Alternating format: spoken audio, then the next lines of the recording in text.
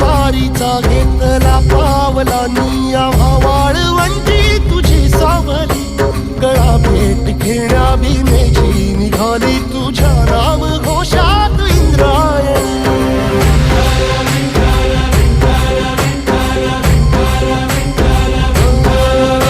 भिडे आसमंती ध्वजा वैष्णवांची उभी पंढरी आज नादावली तुझे नाव ओठी तुझे रूप ध्यानी जीवाला तुझी आस लागली जरी बाप साऱ्या जगाचा परी तू आम्हालेकरांची